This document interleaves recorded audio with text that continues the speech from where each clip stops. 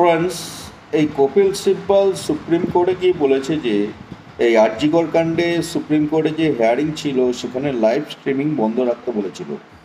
কিন্তু সুপ্রিম কোর্টের যে প্রধান বিচারপতি ডিওয়াই চন্দ্রচূড় উনি বলেছেন যে লাইভ স্ট্রিমিং বন্ধ হবে না।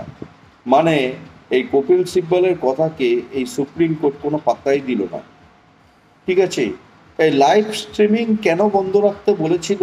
হ্যাঁ, মমতা ব্যানার্জির নির্দেশেই এই লাইভ স্ট্রিমিং বন্ধ রাখতে বলেছিল এই কপিল সিব্বল। তো কেন লাইভ স্ট্রিমিং বন্ধ রাখতে চায়? হুম লাইভ স্ট্রিমিং বন্ধ রেখে অরিজিনাল যে নিউজটা সেটা রাজ্যবাসীকে জানতে দেবে না। হুম রাজ্যবাসীর কাছে ফেক নিউজ ছড়াবে আর হতাশ করবে। অরিজিনাল নিউজ জানতে দেবে না রাজ্যবাসীকে। এই জন্যই কি লাইভ স্ট্রিমিং বন্ধ রাখতে বলেছিল, কিন্তু সুপ্রিম কোর্ট কোনো পাত্তাই দেয়নি।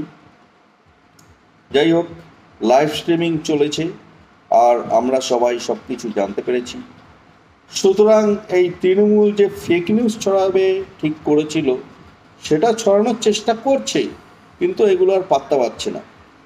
ঠিক আছে, তো লাইভ স্ট্রিমিং থেকে সবাই জেনে গেছে আর সবাই সঠিক নিউজটা ছড়িয়ে দিচ্ছে রাজ্যবাসীর কাছে। ফলে তৃণমূলের যে চেষ্টা ফেক নিউজ ছড়ানো রাজ্যবাসীর মধ্যে, সেটা টোটালি ব্যর্থ হয়ে গেল। এটা আর কি বিষয়। তো ঠিক আছে ফ্রেন্ডস, এখন আসছি টাটা। জয় হিন্দ, জয় শ্রীরাম, ওম নমঃ শিবায়।